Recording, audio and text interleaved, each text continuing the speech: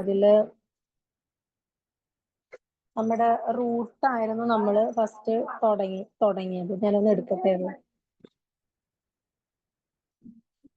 റൂട്ടിന്റെ നമ്മുടെ മോഡിഫിക്കേഷൻസ് ഒക്കെ നമ്മൾ കഴിഞ്ഞു. റൂട്ട് നമ്മൾ കംപ്ലീറ്റ് ചെയ്തതാ. ഇനി നമുക്ക് നോക്കാനുള്ളത് ഒരു മിനിറ്റ്.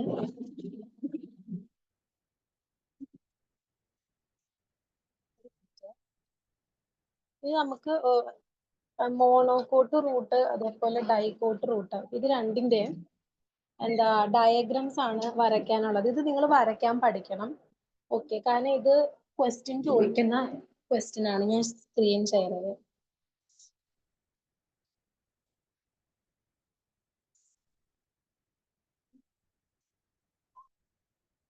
വെയിറ്റ് ഒരു മിനിറ്റ്. ടെക്സ്റ്റിലുണ്ടാവും. അപ്പൊ ഇത് ചോദിക്കുന്നത് അവര് ചിലപ്പം ആ പാർട്സ് പറഞ്ഞിട്ടുണ്ടാവും. അതാണ് നിങ്ങളോട് അടയാളപ്പെടുത്താൻ പറയാ. കോമൺ ആയിട്ട് അങ്ങനെ വന്നിരിക്കുന്നത്. പിന്നെ വരയ്ക്കാൻ പറഞ്ഞിട്ട് നിങ്ങളോട് ഇഷ്ടമുള്ള ഏതെങ്കിലും 5 പാർട്സ് ചെയ്യാൻ പറയും. കണ്ടോ, ഡൈകോട്ട് റൂട്ടും മോണോകോട്ട് റൂട്ടും. ഡൈകോട്ട് റൂട്ട് എളുപ്പമാണ്, കുറച്ചും കൂടി എളുപ്പമാണ്. ഇതിന്റെ ഓരോ സ്ട്രക്ചർ ഉണ്ട്. നിങ്ങൾ ഇവിടേക്ക് നോക്കുവാണെങ്കിൽ, ഈ ഒരു ഭാഗത്തേക്ക് നോക്കുവാണെങ്കിൽ, ഫസ്റ്റ് ലെയറിലേക്ക് നോക്കുവാണെങ്കിൽ അത് റൗണ്ട് അല്ല, 4 ഭാഗമുള്ളൊരു ഇതാ. അതിന് ശേഷമാണ് റൗണ്ട് വരുന്നത്. അപ്പൊ ഓരോ ഷേപ്പ് മനസ്സിലാക്കി വേണം വരയ്ക്കാനായിട്ട്. അപ്പം ആദ്യം ഡൈകോട്ട് റൂട്ടിന് ഏറ്റവും പുറമേ കാണപ്പെടുന്ന ഭാഗമാണ് റൂട്ട് ഹെയേഴ്സ് എന്ന് പറയുന്നത്. റൂട്ട് ഹെയേഴ്സ് എന്ന്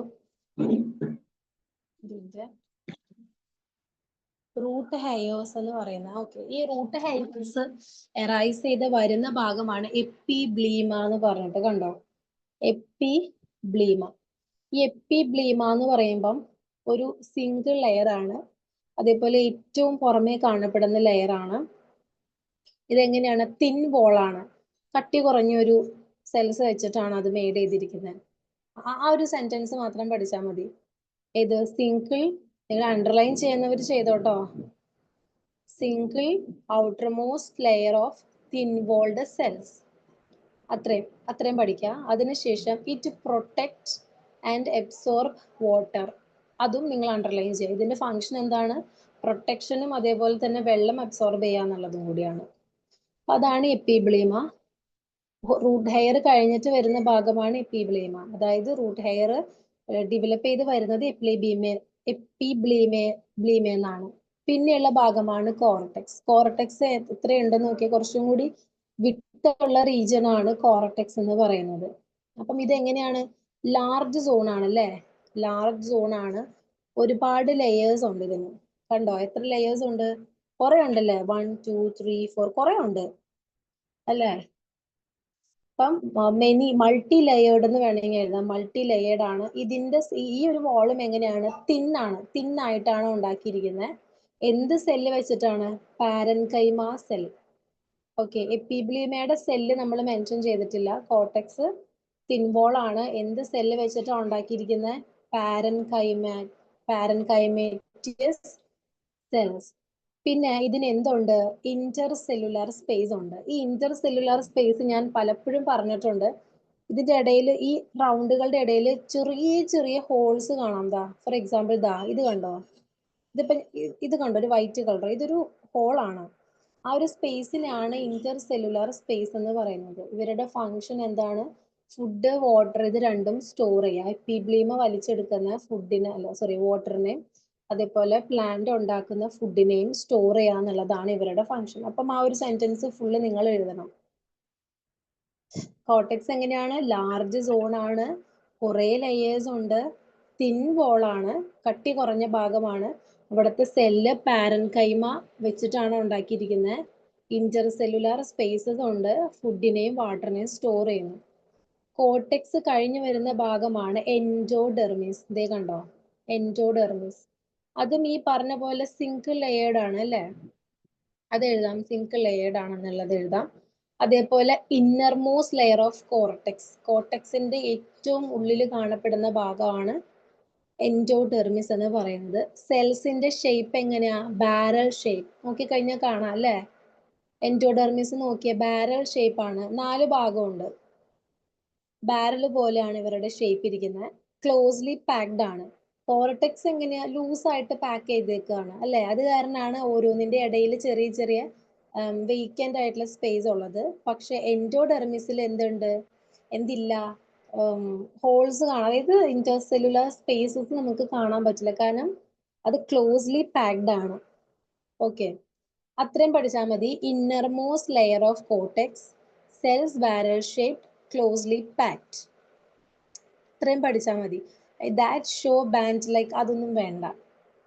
ഓക്കെ, ഇനി ഏറ്റവും അടിയിൽ ഒരു പോയിന്റ് ഉണ്ട്, ദേ help in the movement of, അത് underline ചെയ്തേക്കാട്ടോ. They help in the movement of water and dissolved salt from cortex directly into xylem. Cortex store ചെയ്ത് വെക്കുന്ന വാട്ടറും സോൾട്ടും എല്ലാം തന്നെ കോർട്ടെക്സിൽ നിന്ന് സൈലത്തിലേക്ക് എത്തുന്നത് എൻഡോഡെർമിസിലൂടെയാണ്. അടുത്ത ഭാഗമാണ് എൻഡോഡെർമിസ് കഴിഞ്ഞ വരുന്ന ഭാഗമാണ് പെരിസൈക്കിൾ. എൻഡോഡെർമിസിന് തൊട്ട് താഴെ കാണുന്ന ഒരു സിംഗിൾ ലെയർ ആണ് പെരിസൈക്കിൾ. കണ്ടല്ലോ. ഓക്കെ, സിംഗിൾ ലെയർ ആണ് എൻഡോഡെർമിസിന് തൊട്ടടിയിലായിട്ട് കാണുന്നു. ഓക്കെ, ആ ഫസ്റ്റ് പോയിന്റ്. പിന്നെ അത്രയും പഠിച്ചാൽ മതി കേട്ടോ. ഇനി അടുത്തതാണ് വാസ്കുലാർ ബണ്ടിൽ എന്ന് പറഞ്ഞു കൊടുത്തിട്ടുണ്ട് ഇവിടെ. വാസ്കുലാർ ബണ്ടിൽ എന്ന് പറഞ്ഞാൽ സൈലവും ഫ്ലോയും. ഇതിന് മുന്നും ഞാൻ പറഞ്ഞിട്ടുണ്ട്, വാസ്കുലാർ ബണ്ടിൽ എന്ന് പറഞ്ഞാൽ സൈലവും ഫ്ലോയും ആണെന്ന്. ഓക്കെ, ഇത് രണ്ടും ഒരുമിച്ചുള്ളതിനെയാണ് നമ്മൾ സൈലം ഫ്ലോയും വാസ്കുലർ ബണ്ടിൽ എന്ന് പറയുന്നത്. ഈ വാസ്കുലർ ബണ്ടിൽ എന്ന് പറയുമ്പം ഇവിടെ ആരൊക്കെ ഉണ്ടാവും, സൈലം ഉണ്ടാകും, ഫ്ലോയും ഉണ്ടാകും. ഓക്കെ, അപ്പം ഇതിലിങ്ങനെ വാസ്കുലർ ബണ്ടിൽ എന്ന് പറഞ്ഞ് കൊടുത്തിട്ടില്ല, പകരം സൈലം ഫ്ലോയം എന്ന് കൊടുത്തിട്ടുണ്ട്. ഈ സൈലം തന്നെ നിങ്ങൾക്ക് പ്രോട്ടോസൈലം, മെറ്റാസൈലം എന്നൊക്കെ പറഞ്ഞ് കാണാനായിട്ട് പറ്റും. ഓക്കെ, 2 ടൈപ്പ് ഓഫ് സൈലം ഉണ്ട്. ഏതില്, ഡൈക്കോട്ട് റൂട്ടില്.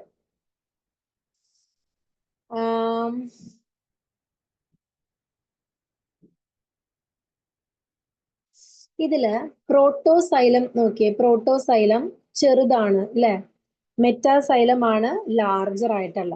അപ്പൊ നിങ്ങൾ അവിടെ ഈ വാസ്കുലർ ബണ്ടിൽ എന്ന് എഴുതിയതിന്റെ അവിടെ it consist of xylem and phloem, അത്രയും അണ്ടർലൈൻ ചെയ്യാം, ബാക്കിയൊന്നും വേണ്ട.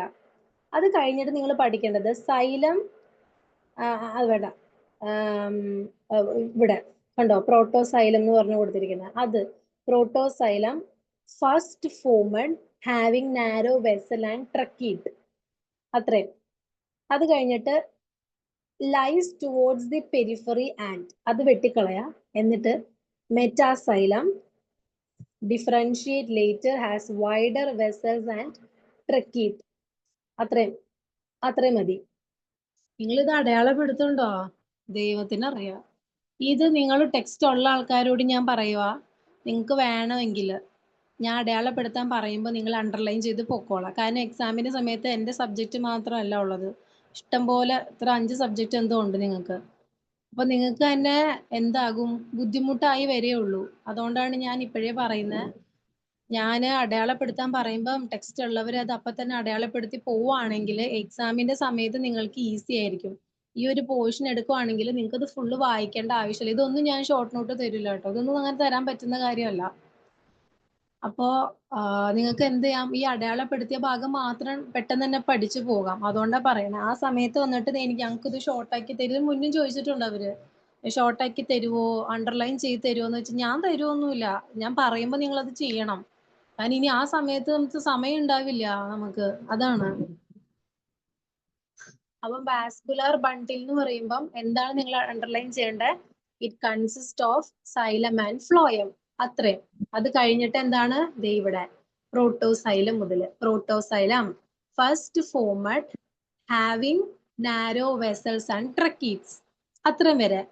അത് കഴിഞ്ഞിട്ട് lies towards the periphery and, അത് വേണ്ട.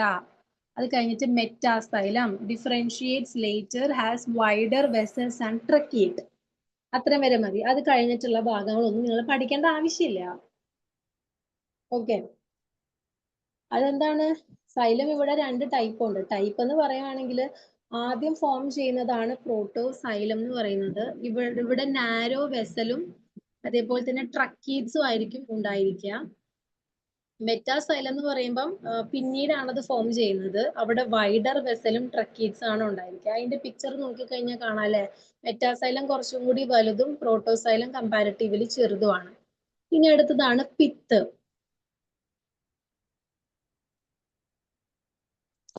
പിത്ത് എവിടെയാ? അതിന്റെ ഇടയിലായിട്ടാണ് കാണിച്ചത്. പിത്ത് ഏതാന്ന് മനസ്സിലായി നിങ്ങൾക്ക്? ഈ നടുക്കൊരു ഭാഗം കണ്ടോ? നടുഭാഗം കണ്ടോ? നടുക്ക് കാണുന്ന ആ ഒരു ഭാഗമാണ് പിത്ത് എന്ന് പറയുന്നത് കേട്ടോ.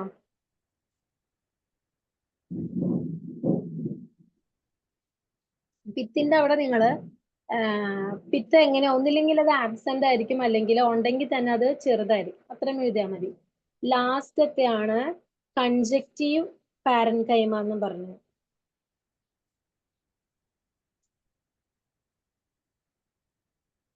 ഗൈഡിലുണ്ടോ ഇത്? എന്താ ഇപ്പൊ പറഞ്ഞത് അടയാളപ്പെടുത്താൻ പറഞ്ഞത് ഗൈഡിലുണ്ടോ? ഇല്ല ഇല്ല, നിങ്ങള് ടെക്സ്റ്റ് ഇല്ല? ഇല്ല, ടെസ്റ്റ് ഇല്ല. ലേറ്റ് ആയിട്ടാണോ ചേർന്നത്? അതോ അതെ ടെക്സ്റ്റ് അതെ, വാങ്ങാത്ത? ഇല്ല, ടെസ്റ്റ് വാങ്ങാത്ത. അതെ, ടെക്സ്റ്റ് നോക്കിയാട്ടോ പഠിക്കണ്ടേ, ഗൈഡ് അല്ല. കാരണം എക്സാം ടെക്സ്റ്റ് ബുക്ക് ബേസ് ചെയ്തിട്ടാ വരുന്നത്. ടെക്സ്റ്റ് വാങ്ങിയില്ലെങ്കിലും കുഴപ്പമില്ല, ഈ ഗൂഗിളിലുണ്ടത്. എന്താ, നിങ്ങൾ ഇങ്ങനെ അടിച്ചാൽ മതി, NAOS ക്ലാസ് +2 ബയോളജി ടെക്സ്റ്റ് അടിച്ചാൽ ഫസ്റ്റ് തന്നെ കിടപ്പുണ്ടാവും. അതിൽ കണ്ടോ, ഫസ്റ്റ് മൊഡ്യൂളായി കിടക്കുന്നു. നിങ്ങൾ അങ്ങനെ പ്രിന്റ് എടുത്താലും മതി, കോളേജിൽ നിന്ന് വാങ്ങണം എന്ന് നിർബന്ധമൊന്നുമില്ല. കാരണം എന്താന്ന് വെച്ചാല് ടെക്സ്റ്റ് ഗൈഡ് ഞാൻ ഫസ്റ്റ് ക്ലാസ്സിൽ പറഞ്ഞിട്ടുണ്ടായിരുന്നു. കേൾക്കാത്തവരുണ്ടെങ്കിൽ ഞാൻ പറയാം, ഗൈഡ് ഞാൻ ഒരിക്കലും പഠിപ്പിക്കില്ല. കാരണം അത് നോക്കി പഠിച്ചാൽ എനിക്ക് തോന്നുന്നില്ല പാസ്സാവുന്നു. കാരണം അതിൻ്റെ അകത്തൊന്നും ഇല്ല. അത് കാരണം നിങ്ങളുടെ ഇത് മാറിയായിരുന്നേ, ക്വസ്റ്റ്യൻ പേപ്പർ പാറ്റേൺ മാറിയായിരുന്നു. ഭയങ്കര ടഫാണ് നിങ്ങളുടെ സിലബസ് അല്ല, നിങ്ങളുടെ ക്വസ്റ്റ്യൻ പേപ്പർ പാറ്റേൺ ടഫ് ആക്കിയവര്. ഒരു ഡീപ്പായിട്ടാണ് ചോദിക്കുന്നത്. അത് കാരണം നമ്മള് ഗൈഡ് നോക്കി പഠിച്ചു കഴിഞ്ഞാൽ അത് കിട്ടില്ല. പിന്നെ ഞാൻ പറയുന്നതൊക്കെ എനിക്ക് തോന്നുന്നു ഏതോ ഒരു കഴിഞ്ഞ തോന്നുന്നു ഡൈക്കോട്ട് റൂട്ട് ആണോ സ്റ്റെം ആണോ എക്സാമിന് 5 മാർക്കിന്റെ ലാസ്റ്റ് ക്വസ്റ്റ്യൻ ആയിട്ട് വന്നിട്ടുണ്ടായിരുന്നു, സ്റ്റെമ്മും റൂട്ടും. അത് ടെക്സ്റ്റ് പഠിക്കുന്ന ഒരു വ്യക്തിക്കാണ് അത് വരയ്ക്കാനും എഴുതാനും പറ്റുള്ളൂ. ഗൈഡ് നോക്കുന്ന ഒരാൾക്ക് അത് പറ്റില്ല. ഓക്കെ, നിങ്ങള് ടെക്സ്റ്റ്, നിങ്ങൾ കോളേജിൽ നിന്ന് അപ്പോൾ നിങ്ങളുടെ അടുത്ത് പറഞ്ഞില്ലേ ടെക്സ്റ്റ് നോക്കിയ ടെക്സ്റ്റ് ബേസ് ആണ് ക്വസ്റ്റ്യൻസ് വരാന്നുള്ളത് പറഞ്ഞിട്ടില്ല? ഇനിയിപ്പോ ആരും മിണ്ടൂല. അപ്പൊ അതാണ് പിക്ചർ. എന്താ പറഞ്ഞ?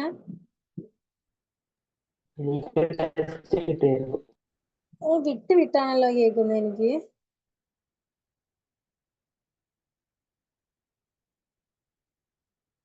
അതെ, ഗൈഡിന്നല്ല കേട്ടോ വരുന്നേ, ടെക്സ്റ്റിന്നാണ് ക്വസ്റ്റ്യൻസ് വരാ കേട്ടോ.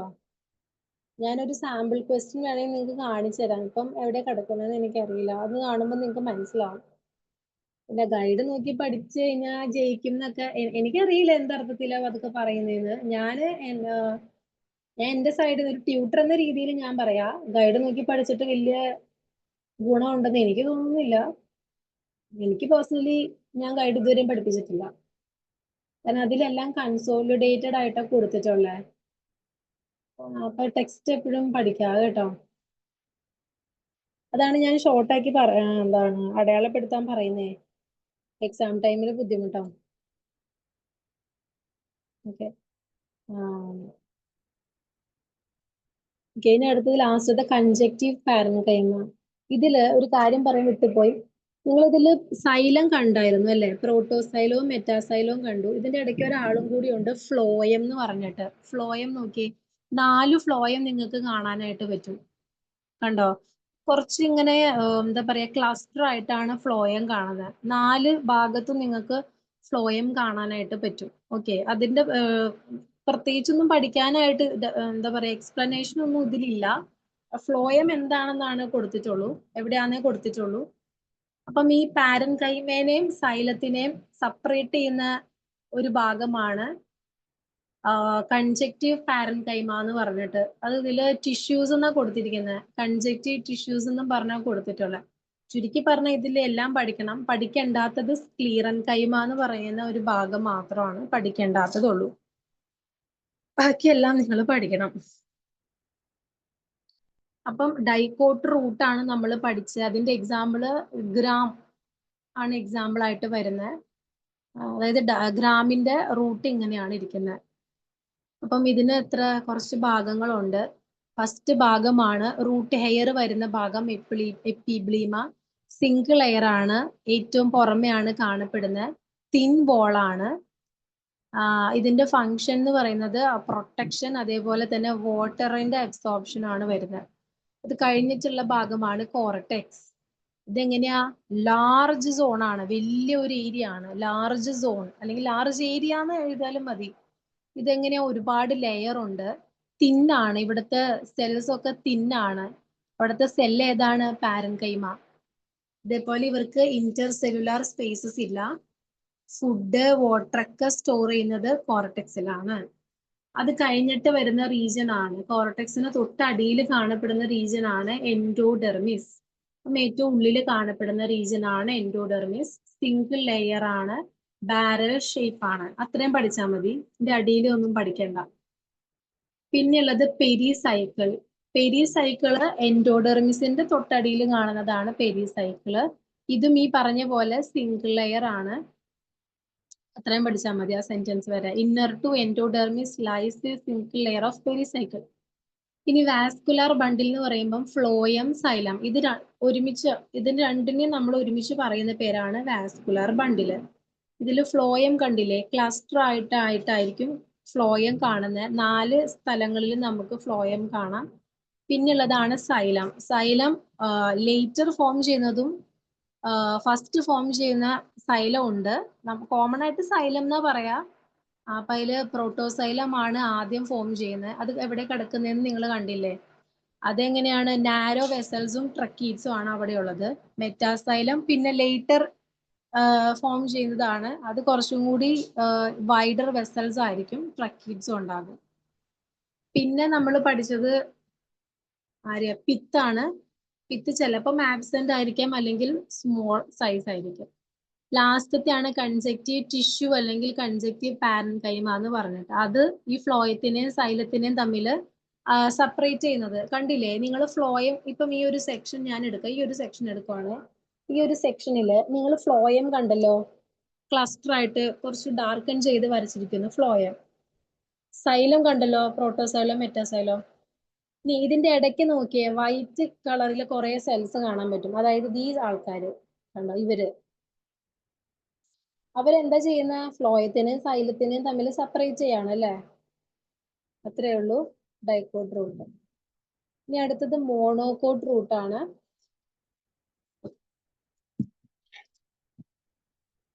മോണോകോട്ട് റൂട്ടിന്റെ എക്സാമ്പിൾ മെയ്സ് ആണ്.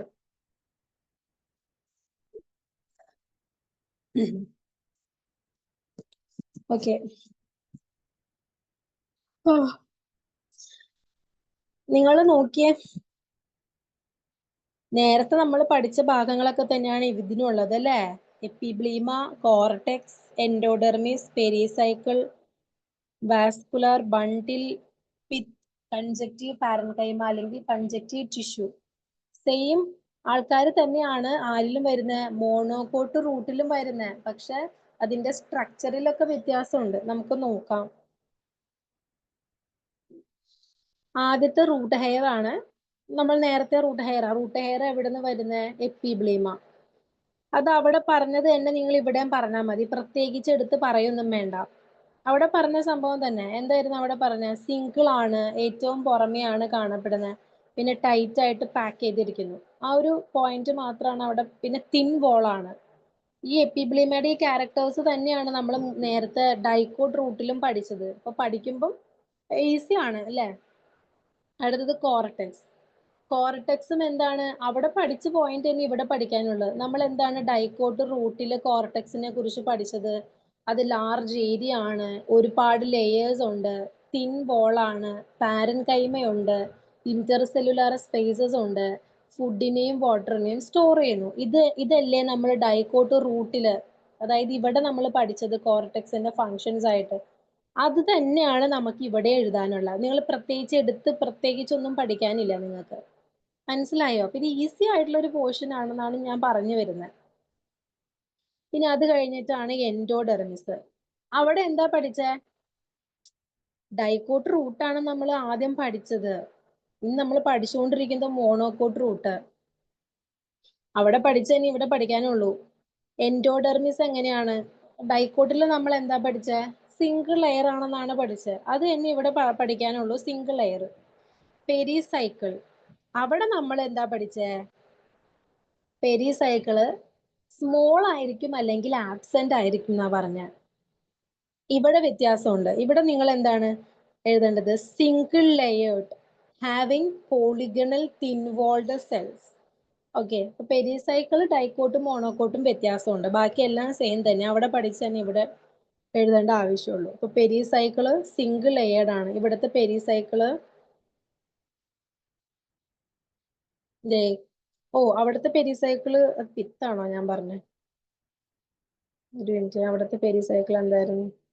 അവിടെ pericycle single layer of pericycle. Okay, single layer എന്നാ പറഞ്ഞത്. ഇവിടെയും പെരിസൈക്കിള് സിംഗിൾ ലെയർ ആണ്. അതേപോലെ എക്സ്ട്രാ പഠിക്കേണ്ട പോയിന്റ് എന്താണ്? Having polygonal thin walled cell.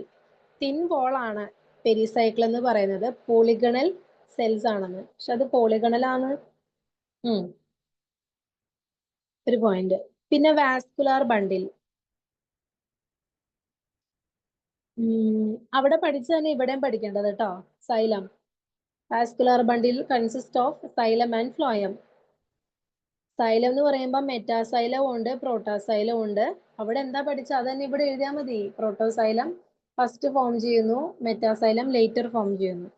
പിന്നെ പിത്തിലാണ് നമുക്ക് വ്യത്യാസമുള്ളത്. പിത്ത് ഡൈക്കോട്ട് റൂട്ടില് നമ്മൾ പറഞ്ഞത് സ്മോൾ ആയിരിക്കും അല്ലെങ്കിൽ അത് ആബ്സെന്റ് ആയിരിക്കും. ഇവിടെ നമ്മൾ പറയേണ്ടത് എന്താണ്? അത് ലാർജ് ആണ്. പിത്ത് ലാർജ് ആണ്. കണ്ടോ ഇവിടുത്തെ പിത്ത് നോക്കി, നടുക്ക് നോക്കി, ലാർജ് ആണ്. ഡൈക്കോട്ടിൽ എങ്ങനെയായിരുന്നു? സ്മോൾ ഓർ ആബ്സെന്റ് ആണ്. ഇവിടുത്തെ പിത്ത് ലാർജ് ആണ്. അതേപോലെ തന്നെ ഫുഡിനെ സ്റ്റോർ ചെയ്യുന്നുണ്ട്. സെന്ററിൽ കാണപ്പെടും. പാരൻ കൈമ അല്ലെങ്കിൽ സ്ക്ലീറൻ കൈമ വെച്ചിട്ടാണ് അത് ഉണ്ടാക്കിയിരിക്കുന്നത്. പിന്നുള്ളതാണ് കൺജക്റ്റീവ് പാരൻ കൈമ അല്ലെങ്കിൽ കൺജക്റ്റീവ് ടിഷ്യൂസ് എന്നും പറഞ്ഞ്. അവിടെ എന്താ പഠിച്ച് നമ്മള് സൈലത്തിനെയും ഫ്ലോയത്തിനെയും തമ്മിൽ സെപ്പറേറ്റ് ചെയ്യിപ്പിക്കുന്നത്. അതന്നെ ഇവിടെ പഠിക്കാനുള്ളൂ. പിന്നെ അതിന്റെ ഷേപ്പിൽ മാത്രമാണ് വ്യത്യാസമുള്ളൂ രണ്ടിന്റെ. ഞാനൊരു കാര്യം ചോദിക്കട്ടെ, ഒരു മിനിറ്റ്.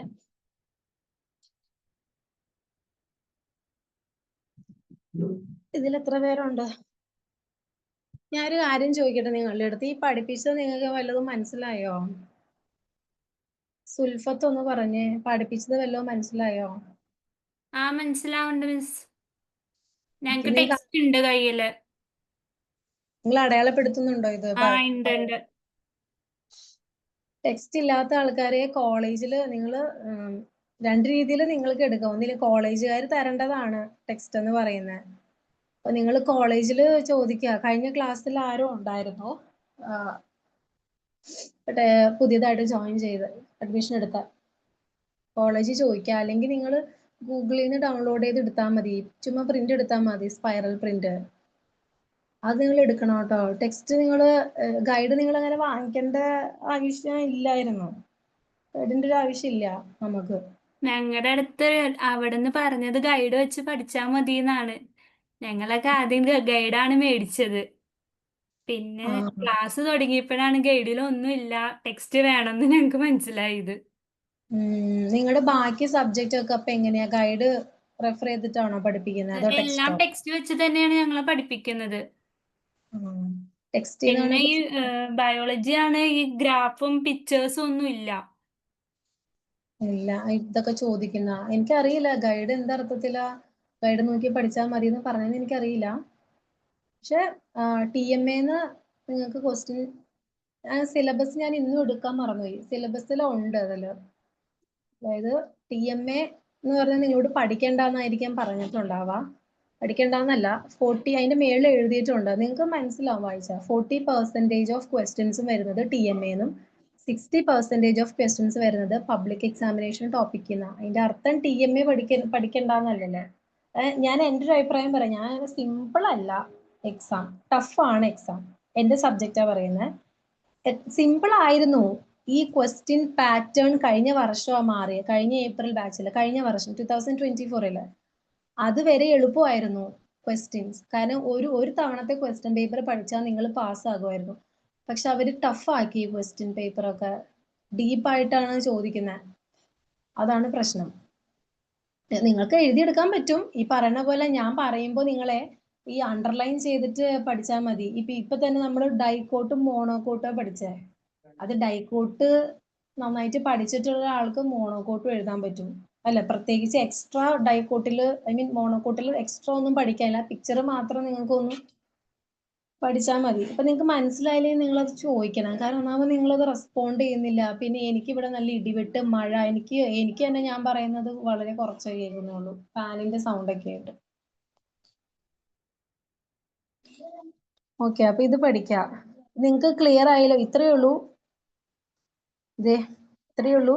റൂട്ട് ഡൈക്കോട്ടും ഉണ്ട്, മോണോക്കോട്ടും ഉണ്ട്. ഡൈക്കോട്ടിന്റെ എക്സാമ്പിള് ഗ്രാമും മോണോക്കോട്ടിന്റെ എക്സാമ്പിള് ആരായിരുന്നു? മെയ്സും ആണ്.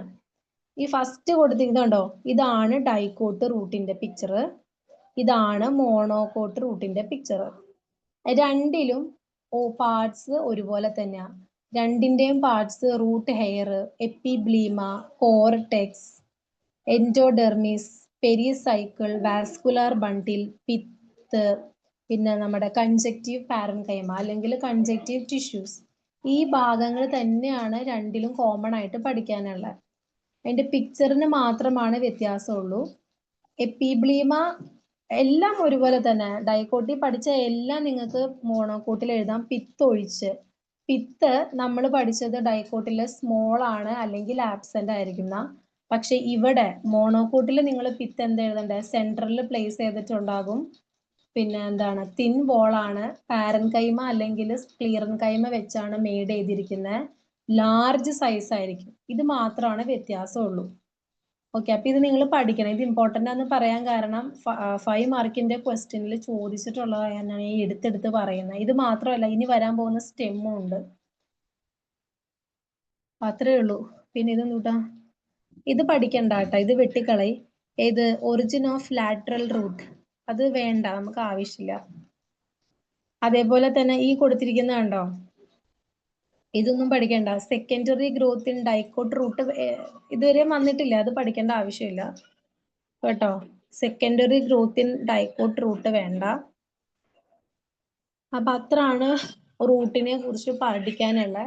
ഇനി അടുത്തത് ഷൂട്ട് സിസ്റ്റം ആണ്. ഷൂട്ട് സിസ്റ്റം എനിക്ക് തോന്നുന്നു പബ്ലിക് എക്സാമിനേഷൻ ടോപ്പിക്കിൽ എന്തോ ആണ് ഉൾപ്പെടുത്തിയിരിക്കുന്നത്. ഷൂട്ട് എന്ന് പറയുമ്പോൾ തണ്ട്, തടി, സ്റ്റെം എന്നൊക്കെ പറയും. ഒരു മിനിറ്റ്, ഇപ്പൊ വരാം.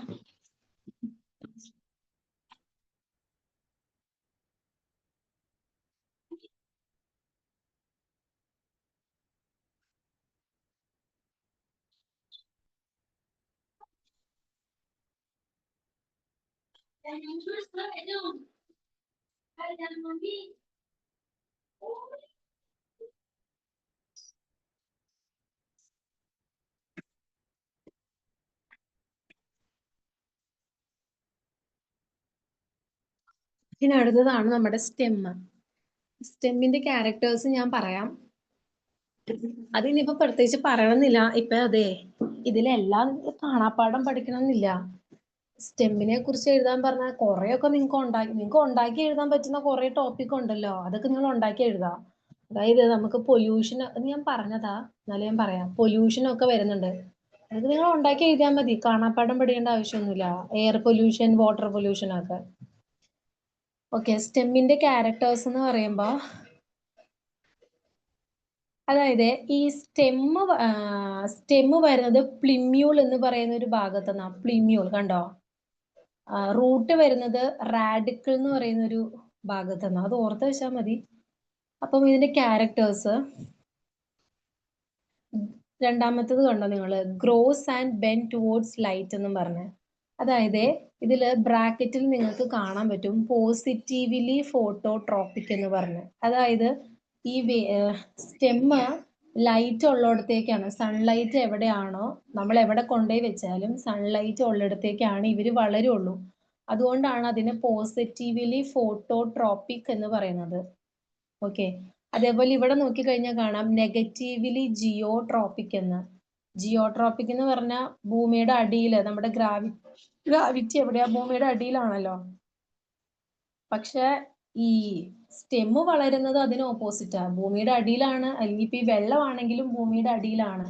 പക്ഷെ സ്റ്റെമ്മ് അതിന് ഓപ്പോസിറ്റ് ആയിട്ടാണ് വളരുന്നത്, മുകളിലേക്കാണ് വളരുന്നത്. അതുകൊണ്ടാണ് അതിന് നെഗറ്റീവ്ലി ജിയോട്രോഫിക് എന്ന് കൊടുത്തിരിക്കുന്നത്. നിങ്ങൾ ആ വലിയ സെന്റൻസിനെ ഷോർട്ട് ആക്കിയിട്ട് പോസിറ്റീവ്ലി ഫോട്ടോട്രോപ്പിക് ഫസ്റ്റ് പോയിന്റ് ആയിട്ട് എഴുതാം. രണ്ടാമത്തത് നെഗറ്റീവ്ലി ജിയോട്രോപ്പിക് എന്ന് എഴുതാം. അപ്പൊ നിങ്ങൾക്ക് 2 പോയിന്റ് നിങ്ങൾക്ക് എഴുതാൻ കിട്ടും. അപ്പൊ അവര് വാല്യൂ ചെയ്യുമ്പോൾ നിങ്ങൾ 2 പോയിന്റ്, നിങ്ങൾക്ക് പോയിന്റ് കൂടുതൽ വേണമല്ലോ. അപ്പൊ നിങ്ങൾ അങ്ങനെ എന്താ പറയാ, സ്പ്ലിറ്റ് ചെയ്ത് എഴുതാം. ഒറ്റ സെന്റൻസിൽ തന്നെ നിങ്ങൾ പോയിന്റ് കവർ ചെയ്യരുത്. ഫസ്റ്റ് പോയിന്റ് പോസിറ്റീവ്ലി ഫോട്ടോട്രോപ്പിക്, രണ്ടാമത്തെ പോയിന്റ് നെഗറ്റീവ്ലി ജിയോട്രോപ്പിക്. അതെന്താണെന്ന് അവിടെ എക്സ്പ്ലെയിൻ ചെയ്യേണ്ട ആവശ്യമൊന്നുമില്ല, കാരണം അത് അവർക്കറിയാലോ, വായിക്കുന്ന ആൾക്കാർക്ക്. മാത്രല്ല നിങ്ങളത് മനസ്സിലാക്കിയാൽ മതി. പോസിറ്റീവ്ലി ഫോട്ടോട്രോപ്പിക് എന്ന് പറഞ്ഞാൽ സൺലൈറ്റിന്റെ അടുത്തേക്ക് സ്റ്റെമ്മ് വളരുന്നതുകൊണ്ടും, നെഗറ്റീവ്ലി ജിയോട്രോപ്പിക് എന്ന് പറഞ്ഞാൽ ഭൂമിയുടെ അടിയിലേക്കല്ലല്ലോ സ്റ്റെമ്മ് വളരുന്നത്, അതിന് ഓപ്പോസിറ്റ് അല്ല. അതുകൊണ്ടാണ് നെഗറ്റീവ്ലി ജിയോട്രോപ്പിക് എന്നും പറയുന്നത്. പിന്നെ ഇതിന് 2 ഭാഗമുണ്ട്, നോഡും ഇന്റർ നോഡും. നോഡ് എന്ന് പറഞ്ഞാല് പോയിന്റ് ഓഫ് അറ്റാച്ച്മെന്റ്. ഈ ലീഫ് ഉണ്ടല്ലോ, നിങ്ങൾ ഒരു സ്റ്റെമ്മിൽ നിന്ന് ഒരു ലീഫ് ഒടിച്ചെടുക്കുവാണെങ്കിൽ അവിടെ ഒരു റൗണ്ട് പോലെ ഒരു ഭാഗം കാണാനായിട്ട് പറ്റും. അല്ല, അതായത് ആ ഒരു സ്റ്റെമ്മിൽ ഇല അറ്റാച്ച് ചെയ്തിരിക്കുന്ന ഭാഗം ഉണ്ടല്ലോ, ആ ഇല നമ്മൾ പിഴുത് കളഞ്ഞ അവിടെ ഒരു പാച്ച് പോലെ കാണും അല്ലെ? അതാണ് ഇല അറ്റാച്ച് ചെയ്തിരിക്കുന്ന, സ്റ്റെമ്മിൽ അറ്റാച്ച് ചെയ്തിരിക്കുന്ന ഭാഗമാണ് നോഡ് എന്ന് പറയുന്നത്. ഒരില അല്ലല്ലോ ഉള്ളത്, കുറെ ഇലയില്ലേ. ഇപ്പൊ ചെമ്പരത്തി എടുക്കുവാണെങ്കിൽ കുറെ ഇലയുണ്ട്. ആ ഒരില കഴിഞ്ഞിട്ട് കുറച്ച് സ്പേസ് കഴിഞ്ഞിട്ടല്ലേ അടുത്ത ഇല നിൽക്കുന്നേ. അതായത് ഒരു നോഡിലാണ് ഒരു ഇല നിൽക്കുന്നേ.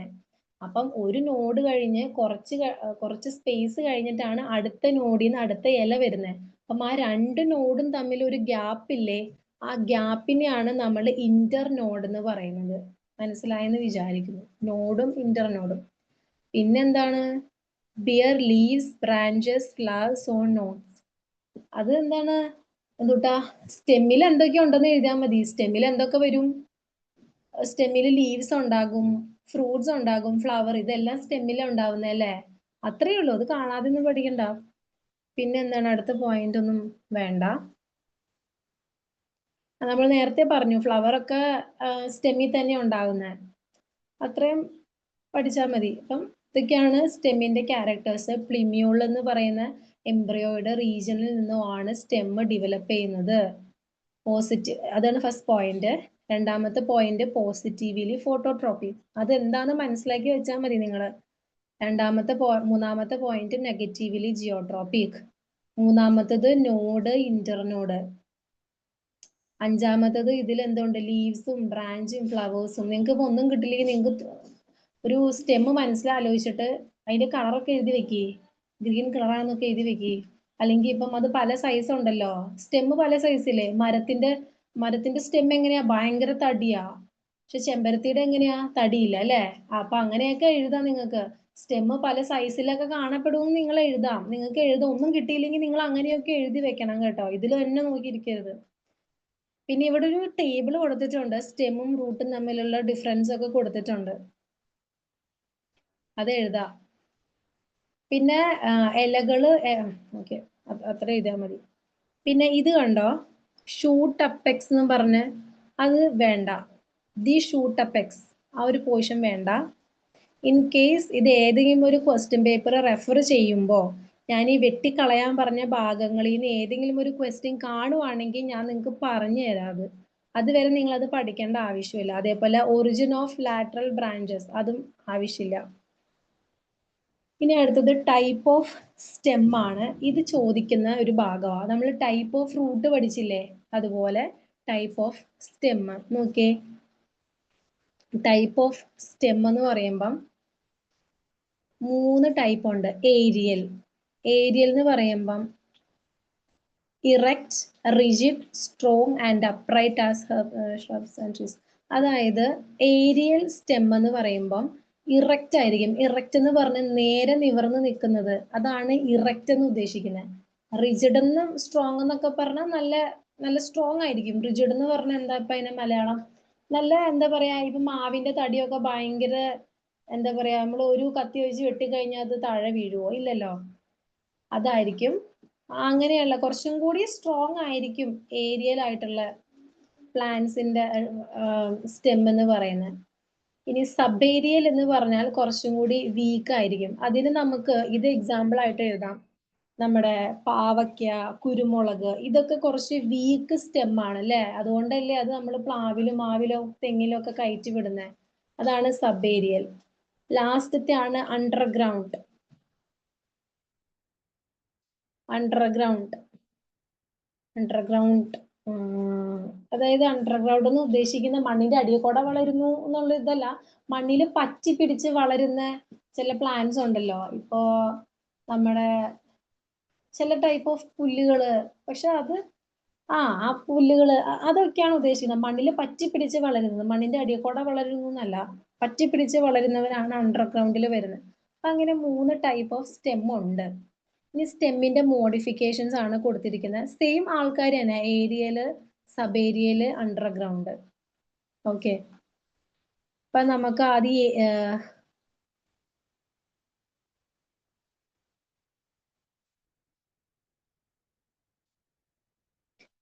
ആദ്യം ഏരിയല് നോക്കാം. ഓക്കെ, അല്ലെങ്കിൽ വേണ്ട. ടൈപ്പ് ഓഫ് മോഡിഫിക്കേഷൻസ് എന്ന് പറയുമ്പോൾ ഫസ്റ്റത്തെ അണ്ടർഗ്രൗണ്ട് ആണ്. കണ്ടോ, underground, sub Ariel, Ariel. Underground നോക്കാം. അണ്ടർഗ്രൗണ്ടിൽ ആരൊക്കെയാ വരുന്നത്? Rhizome, com, bulb, tuber. ഇതിന്റെ എക്സാമ്പിൾ നിങ്ങൾ പഠിച്ചു വെക്കണം. ചിലതൊക്കെ നമുക്ക് മനസ്സിലാവില്ല. പിന്നെ ഇതിന്റെ പിക്ചറാ ചോദിക്കുക. ഈ ജിഞ്ചർ ഒക്കെ തരും, എന്നിട്ട് ചോദിക്കും ഇത് ഏത് സ്റ്റെമ്മിന്റെ ഏത് മോഡിഫിക്കേഷൻ ആണെന്ന് കേട്ടോ. അപ്പൊ നിങ്ങളിത് അങ്ങനെ ഓർത്ത് വെക്കണം കേട്ടോ. റൈസോം. പിന്നെ അന്ന് ഞാൻ റൂട്ടിന്റെ ഇങ്ങനെ തന്നെയാ പറഞ്ഞു. ഈ ക്യാരക്ടേഴ്സ് നിങ്ങൾ കാണാതെ ഇങ്ങനെ പഠിച്ചു വെക്കണമെന്നില്ല. ഇഞ്ചി, റൈസോമിന്റെ എക്സാമ്പിൾ ഇഞ്ചി, ടേമറിക് ഒക്കെയാ. അതെങ്ങനെ ഇരിക്കുന്നത് നിങ്ങൾക്ക് അറിയാലോ. ഇഞ്ചി എങ്ങനെ ഇരിക്കുന്നത്? നല്ല കട്ടിയല്ല, ഫ്ലഷി ആണ്, ഒരുപാട് ഫൈബേഴ്സ് പോലെ ഉണ്ടാവും. അതായത് ഇതിൽ പറയാത്ത, ഇപ്പൊ ഇതിലെന്താ, thick, fleshy, flattened, horizontally growing stem near the soil surface, bear scales, leaves on node, terminal axillary buds, adventitious root. ഇതൊക്കെ പറഞ്ഞിരിക്കുന്നത്. ഇതിങ്ങനെ തന്നെ കാണാപ്പാടം പഠിക്കൊന്നും വേണ്ട.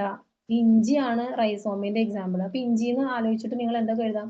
ഇഞ്ചി എവിടെ ഉണ്ടാവുന്നത്? മണ്ണിന്റെ അടിയിലായിരിക്കും ഉണ്ടാവുന്നത്. അതാണ് ഇതിന് അണ്ടർഗ്രൗണ്ടിൽ വന്നിരിക്കുന്നത്. അത് എന്തിന്റെ മോഡിഫിക്കേഷൻ? ആ സ്റ്റെമ്മിന്റെ മോഡിഫിക്കേഷൻ ആണ് ഈ ഈ ഇഞ്ചി എന്ന് പറയുന്നത് കേട്ടോ. അപ്പം അതെങ്ങനെ ഇഞ്ചി ഇരിക്കുന്നത്? നല്ല തിക്കാണ്, നല്ല ഫ്ലഷും ഉണ്ട്, അതിന്റെ ഉള്ളിൽ നാരുണ്ടല്ലേ, ഫൈബേഴ്സ് ഉണ്ട്. പിന്നെ ഇതിന് സ്കെയിൽസ് ഉണ്ടെന്നാ പറയുന്നത്. അതായത് നമ്മൾ ചുരണ്ടി കളയുന്ന അതിന്റെ പുറത്തെ ഇഞ്ചിയുടെ പുറംഭാഗമല്ലേ, അത് സ്കെയില്, SCALE, സാധാ സ്കെയിലിന്റെ സ്പെല്ലിംഗ് തന്നെ, അതുണ്ട്. പിന്നെ എന്താ എഴുതണ്ടേ? പിന്നെ ഇതിന് പിന്നെ മണ്ണിന്റെ അടിയിലാണ് ഇത് വളരുന്നത്. ഇതൊക്കെ എഴുതിയാൽ മതി. ഇത് കാണാപ്പാഠം പഠിക്കൊന്നും വേണ്ട. ഇനി അടുത്തതാണ് കോം. പിന്നെ ചിലതിന്റെയൊക്കെ നമുക്ക് നേരിട്ട് പരിചയമില്ലാത്തതുണ്ടാവും. ദേ ഇതാരാ ഇരിക്കുന്നത്? ഇഞ്ചിയാണത്. പിന്നെ അഡ്വെന്റീഷ്യസ് റൂട്ട് എന്ന് പറഞ്ഞിട്ടുണ്ടേ. അഡ്വെന്റീഷ്യസ് റൂട്ട് നമ്മൾ പഠിച്ചാ, അതായത് ഇഞ്ചിയിൽ നമുക്ക് കുഞ്ഞു കുഞ്ഞി വേരുകൾ കാണാം. അതിനെയാണ് അഡ്വെന്റീഷ്യസ് റൂട്ട് എന്ന് ഉദ്ദേശിക്കുന്നത്. നമ്മൾ പഠിച്ചിട്ടുണ്ടായിരുന്നു, ഓർമ്മയുണ്ടോ നിങ്ങൾക്ക്? റൂട്ട് 3 ടൈപ്പ് ഉണ്ട്. ഫൈബറസ്, ടേപ്പ് റൂട്ട്, അഡ്വെന്റീഷ്യസ് എന്ന് പറഞ്ഞിട്ട് പിക്ചറൊക്കെ കാണിച്ചു തന്നായിരുന്നു. അഡ്വെന്റീഷ്യസ് ഫൈബർ എന്ന് പറഞ്ഞാല് പുല്ലിന്റെ കട്ട പിടിച്ചിട്ടിരിക്കുന്ന വേരാണ് ഫൈബറസ് റൂട്ട്. ടേപ്പ് റൂട്ട് എന്ന് പറഞ്ഞാൽ അത്ര കട്ട പിടിച്ചിട്ടൊന്നും ഉണ്ടാവില്ല, നേരെ ആയിരിക്കും ഇത് വളരുന്നത്. മാവിന്റെ ഒക്കെ ഫൈബറസ് റൂട്ടാ. മാവൊക്കെ വളർന്നു തുടങ്ങുന്ന സമയത്താട്ടോ. അഡ്വെന്റീഷ്യസ് എന്ന് പറയാൻ നമുക്കത് കാണാം. ഇപ്പൊ ഈ പറഞ്ഞ ടേപ്പ് റൂട്ടും ഫൈബറസും നമുക്ക് മണ്ണിന്റെ അടിയിൽ നിന്ന് ആ ചെടി പൊക്കിയാലല്ലേ കാണാൻ പറ്റുള്ളൂ. പക്ഷെ അഡ്വെന്റീഷ്യസ് റൂട്ട് അങ്ങനെയല്ല, നമുക്ക് നോക്കാം, നമുക്കത് കൈ കിട്ടുമ്പോൾ അത് കാണാം. ഇപ്പൊ ഇഞ്ചി ആണെങ്കിലും നമ്മൾ കഴിക്കാൻ എടുക്കുമ്പോൾ കാണാം. അല്ല കരിമ്പ്, കരിമ്പിന്റെ സൈഡിൽ കൂടെ ഒക്കെ കുഞ്ഞു കുഞ്ഞു വേരാണ്. അതൊക്കെ അഡ്വെന്റീഷ്യസ് റൂട്ടാണ്. ചിലപ്പോൾ അത് ചോദിക്കാം. മുളയുണ്ടല്ലോ ബാംബു, അതിലും പിന്നെ എന്തുട്ടാ കരിമ്പിലും ഒക്കെ നമുക്ക് കാണാം അല്ലേ, കുഞ്ഞു കുഞ്ഞു വേരുകളൊക്കെ കാണാം. അതൊക്കെ ചിലപ്പം പിക്ചറായിട്ട് ചോദിക്കാം, ഇത് എന്ത് ടൈപ്പ് ഓഫ് ഫ്രൂട്ട് ആണ്. അപ്പൊ നിങ്ങൾ അഡ്വെന്റീഷ്യസ് ഫ്രൂട്ട് എന്നാണ് എഴുതേണ്ടത്. അതവിടെ ഉദ്ദേശിക്കുന്നത്. പിന്നെ കോമിന്റെ എക്സാമ്പിൾ സാഫ്രോൺ, കോം ഓഫ് യാം, കോമാണ് ഈ കൊടുത്തിരിക്കുന്നത്, കണ്ടോ? അത് നമുക്കത്ര പരിചയമില്ല അല്ലേ. ഫ്ലഷി സ്ഫിറിക്കൽ സ്റ്റെം വിത്ത് ഫ്ലാറ്റ്. കോമിന് വേറെ എക്സാമ്പിൾ നിങ്ങൾ ഗൂഗിളിൽ നോക്കുമ്പോൾ കിട്ടുവാണെങ്കിൽ നിങ്ങൾ അത് എഴുതിയാൽ മതി. അതായത് ഇപ്പം വേറൊരു എക്സാമ്പിൾ ഉണ്ട്, ആ എക്സാമ്പിൾ നമ്മൾ ഡെയിലി ലൈഫിൽ കാണുന്നതാണെങ്കിൽ അതിന്റെ ഒരു ഇപ്പൊ ജിഞ്ചർ ഞാൻ പറഞ്ഞില്ലേ, ജിഞ്ചർ എങ്ങനെ ഇരിക്കുന്നത് നിങ്ങൾക്ക് അറിയാല്ലേ, അതിന്റെ ക്യാരക്ടേഴ്സ് എഴുതിയാൽ മതി. അതുപോലെ കോമ് ഗൂഗിളിൽ നോക്കുമ്പോൾ നമുക്ക് ഫെമിലിയർ ആയിട്ടുള്ള ആരെങ്കിലും കാണുവാണെങ്കിൽ അതിന്റെ ക്യാരക്ടേഴ്സ് എഴുതിയാൽ മതി. ഇവിടെ ഇപ്പം കൊടുത്തിരിക്കുന്ന ഫ്ലഷി ആണ്, അല്ലെങ്കിൽ ഈ പിക്ചർ തന്നെ ഓർത്ത് വെച്ചാൽ മതി. ഫ്ലഷി ആണ്, പിന്നെ സ്കെയിൽസ് ഉണ്ട്, കോമൺ ആയിട്ട് എഴുതാം. നോഡും ഇന്റർനോഡും ഉണ്ട്, അഡ്വെന്റീഷ്യസ് റൂട്ട് ഉണ്ട്. ഇത്ര എഴുതാം. ജിഞ്ചറിനെ പോലെ തന്നെ നമ്മൾ ഇതും എഴുതി വെച്ചാൽ മതി. ഇനി അടുത്താണ് ബൾബ്. ഒനിയൻ ആണ് ബൾബിൽ വരുന്നത്. കണ്ണു കാണാൻ പറ്റില്ലല്ലോ. ബൾബ് ഇതേനാ, ഇത് 2 ബൾബ് കൊടുത്തിട്ടുണ്ടല്ലോ, 2 ഒനിയൻ കൊടുത്തിട്ടുണ്ടല്ലേ. ഇതെങ്ങനെയാണ് ഒനിയൻ ഇരിക്കുന്നത്?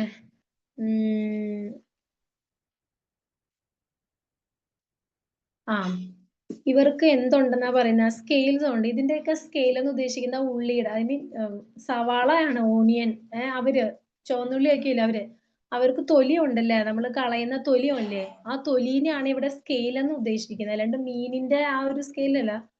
സ്കെയിൽസ് ഉണ്ട് ഇവർക്ക്. എങ്ങനത്തെ സ്കെയിൽ ഉണ്ടെന്നാ പറയുന്നത്? Overlapping fleshy inner and dry outer. അതായത് ഒരു സവാള എടുക്കുമ്പോ അതിന്റെ പുറത്ത് തൊലി ഉണ്ടാവില്ലേ, സാധാരണ റെഡ് കളർ തൊലി ഉണ്ടാവും.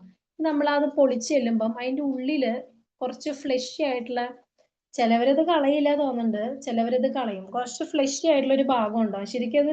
അതായത് ഈ ഫംഗസ്, ഒരു ബ്ലാക്ക് കളറ്, ഇത് ചില സവാളയിലൊക്കെ നിങ്ങൾ കണ്ടിട്ടില്ല, ഒരു ബ്ലാക്ക് കളർ സംഭവം, അതുള്ളത്, അതാണ് ഉദ്ദേശിക്കുന്നത് ഇന്നർ ലെയർ.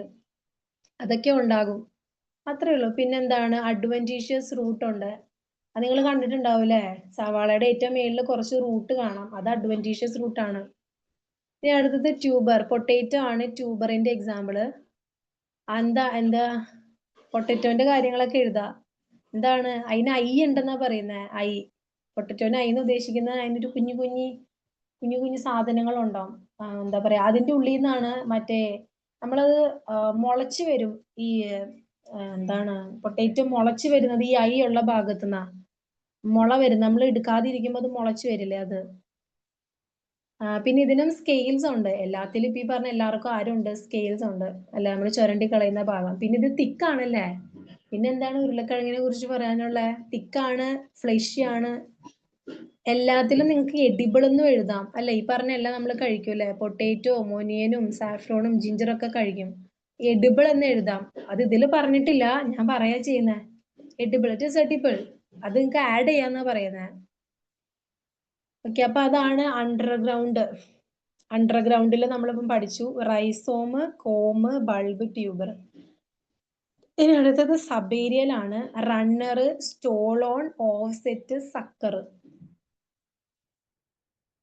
അവിടെ സബേരിയല് റണ്ണർ, അതിന്റെ എക്സാമ്പിൾ ഗ്രാസ് ആണ്. വീക്ക് ആയിരിക്കും. അതെ, ഈ ഇതിലെ പുല്ലെന്ന് ഉദ്ദേശിക്കുന്ന പുല്ലേ, അതായത് നമ്മള് ഈ പുല്ലേ, ചില പുല്ല് നിങ്ങൾ കണ്ടിട്ടുണ്ടോ? ഈ പോട്ടെ. റണ്ണർ ഗ്രാസ് ആണ് എക്സാമ്പിൾ. ലോങ് ആയിരിക്കും, വീക്ക് ആയിട്ടുള്ള സ്റ്റെം ആണ്. പിന്നെന്താണ്, അതിങ്ങനെ സർഫസിലൊക്കെ ഇങ്ങനെ പറ്റിപ്പിടിച്ച് കിടക്കുന്നുണ്ടാവും. ഇവർക്കും അഡ്വെന്റീഷ്യസ് റൂട്ട് കാണാറുണ്ട്. അത് കൂടാതെ ഇപ്പൊ ഈ പുല്ല് തന്നെ പല ടൈപ്പ് ഉണ്ട് ഇല്ലേ. പിന്നെ അടുത്തതാണ് സ്റ്റോളോൺ. അപ്പം അവർക്ക് അഡ്വെന്റീഷ്യസ് റൂട്ട് ഉണ്ടെന്നും കൂടി എഴുതാം. ചില പുല്ലിന്റെ മേളിൽ നമുക്ക് കാണാം കുഞ്ഞു വേരുകൾ വന്നിരിക്കുന്നത്. ഇനി അടുത്തതാണ് സ്റ്റോളോൺ. സ്റ്റോളോൺ എന്ന് പറയുമ്പം Jasmine. weak lateral branch which grow up with stole on example jasmine. അതിന്റെ എന്താ വീക്ക്, പക്ഷെ ജാസ്മിന്റെ അത്ര ഭയങ്കര പുല്ലിന്റെ അത്രയും ഭയങ്കര വീക്ക് ആയിട്ടുള്ള ഒരു സ്റ്റെം ഒന്നും അല്ല ജാസ്മിൻ, അല്ലെ? നമുക്ക് ഒടിച്ചെടുക്കാം, അല്ലെ? കൈവച്ചൊക്കെ ഒടിച്ചെടുക്കാം. വീക്ക് ആയിട്ടുള്ള ബ്രാഞ്ചസ് ഉണ്ടാകും. ലാറ്ററൽ ബ്രാഞ്ചസും വീക്ക് തന്നെയായിരിക്കും അതിന്റെ സൈഡിൽ നിന്ന് വരുന്നത് കേട്ടോ. പിന്നെ എന്താണ്, കൂടുതലും ഇത് ഇങ്ങനെ മണ്ണിനോട് പറ്റി പിടിച്ചിട്ടൊക്കെ നമ്മൾ എങ്ങനെയാണ് ഒരു ഒരു ഒരു ഒരു ഒരു മുല്ലച്ചെടി, ആ മുല്ലച്ചെടി നമ്മൾ എങ്ങനെയാ പുതിയൊരു മുല്ലച്ചെടി ഉണ്ടാക്കുന്നത്? എങ്ങനെയാ? മുല്ല ഇങ്ങനെ മരം പോലെ ഒന്നും വളരില്ല. പല ടൈപ്പ് ഓഫ് ജാസ്മിൻ ഉണ്ട്. ഞാൻ നമ്മുടെ നാടൻ കാര്യം പറയുന്നത്. അപ്പൊ നമുക്ക് ഈ ജാസ്മിന്റെ വേരിന് നമുക്ക് വളയ്ക്കാൻ പറ്റും. അത് ഫ്ലെക്സിബിൾ ആ. നമ്മൾ എങ്ങനെ പുതിയൊരു ചെടി ഉണ്ടാക്കുന്നത്? ഇപ്പൊ ഓൾറെഡി അവിടെ നിൽക്കുന്ന ജാസ്മിൻ ചെടി, അതിന്റെ ഒരു വേരെടുത്തിട്ട് നമ്മൾ മണ്ണിൽ ഇങ്ങനെ വെച്ചിട്ട് ആ തണ്ടിന്റെ ഇതിന്റെ സ്റ്റെമ്മിന്റെ എത്ര ഹൈറ്റ് വേണം അവിടെ വെച്ച് നമ്മൾ മണ്ണിട്ട് മൂടും. അല്ലെങ്കിൽ ഒരു കുഴിയില് ചെറിയൊരു കുഴി ഉണ്ടാക്കിയിട്ട് ആ വേര് അതില് ആ ഒരു സ്റ്റെം അതിലോട്ട് ഇറക്കി വെക്കും. എന്നിട്ട് മണ്ണിട്ട് മൂടും. കുറച്ച് നാൾ കഴിയുമ്പോൾ നമ്മൾ മണ്ണിട്ട് മൂടിയ ഭാഗത്ത് നിന്ന് വേര് വന്നിട്ടുണ്ടാകും. നമ്മൾ ആ മണ്ണൊക്കെ മാന്തി എടുത്തിട്ട് അത് കട്ട് ചെയ്തിട്ട് അത് പുതിയൊരു ജാസ്മിൻ പ്ലാന്റ് ആയിട്ട് നമ്മൾ നടും. അങ്ങനെയല്ല നമ്മൾ കോമൺ ആയിട്ട് ചെയ്യാറുള്ളേ. അതാണ് ഉദ്ദേശിക്കുന്നത്. ഇനി അടുത്തത് offset, water hyacinth, water lettuce. അതായത് ആഫ്രിക്കൻ പായല് കണ്ടിട്ടില്ലേ? അത് തന്നെ ആഫ്രിക്കൻ പായല് കണ്ടോ? അതെ, ഇതെന്താ പറയാ, തിക്കാണ് ഇതിന്റെ സ്റ്റെമ്മ്, ഷോർട്ടാണ്. പിന്നെ എന്താ പറയാ, ഷോർട്ട് ഡിസ്റ്റൻസിലാണ് ഇവര് വളരുന്നത്. പിന്നെ അഡ്വാൻറ്റേഷ്യസ് റൂട്ട് കാണാനായിട്ട് പറ്റും ഇവരില്. സക്കറിന് എക്സാമ്പിള് ആരാ? ക്രൈസാന്തിമം എന്ന് പറഞ്ഞിട്ട്. അത് കണ്ടിട്ടില്ല, പക്ഷെ എനിക്ക് തോന്നുന്നൊരു വാട്ടർ പ്ലാന്റ് ആണെന്ന് തോന്നുന്നു അത്, സക്കറ്. അല്ല അല്ല അല്ല വാട്ടർ പ്ലാന്റ് അല്ല, മണ്ണിലുള്ളതാണ് കേട്ടോ. അതിന് വേറെ എക്സാമ്പിൾ കിട്ടുമെന്ന് നോക്കട്ടെ ഞാൻ.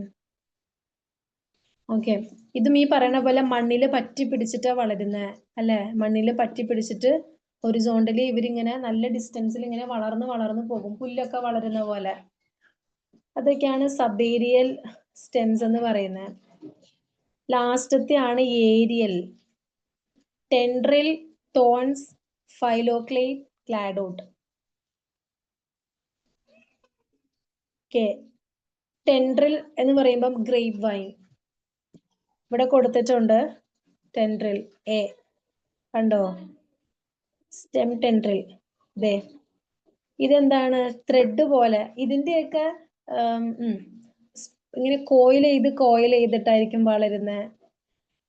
പിന്നെ ഇവര് വീക്ക് ആയിട്ടുള്ള പ്ലാന്റ് ആണ് ക്ലൈംബ് ചെയ്യാനായിട്ട്. അതാണ് സ്റ്റെം ടെൻഡ്രിൽ. ഇനി തോൺസ് എന്ന് പറയുമ്പം മുള്ളുള്ള എല്ലാം നമുക്ക് അതിൽ എഴുതാം. സിട്രസ് ഒക്കെ എഴുതാം, മുള്ളുള്ള. ഇത് കുറച്ചും കൂടി സ്ട്രെയിറ്റ് ആയിട്ട് നിൽക്കും, അല്ലേ? പക്ഷെ നമുക്ക് ഒടിച്ചെടുക്കാം. ഇത് സ്ട്രെയിറ്റ് ആയിട്ട് വളരും, പോയിന്റഡ് ആണ്. ഇവർക്ക് എന്തുണ്ട്? മുള്ളുണ്ട്. അതുകൊണ്ടല്ലേ ഇതിൽ തോൺസ് എന്ന് പറയുന്നത്. അതങ്ങോട്ട് എഴുതാം. ഓക്കെ, പിന്നെ ഇവർക്ക് അങ്ങനെ ഭയങ്കരമായിട്ട് ക്ലൈംബ് ചെയ്യാൻ അങ്ങനെ എല്ലാ ടൈപ്പ് ഓഫ് സ്പീഷീസിനും പറ്റണം എന്നില്ല. ഫൈലോക്ലേഡ് എന്ന് പറയുമ്പം ഒപ്പെൻഷ്യ, ഈ സി കിടക്കുന്ന ഒപ്പെൻഷ്യ.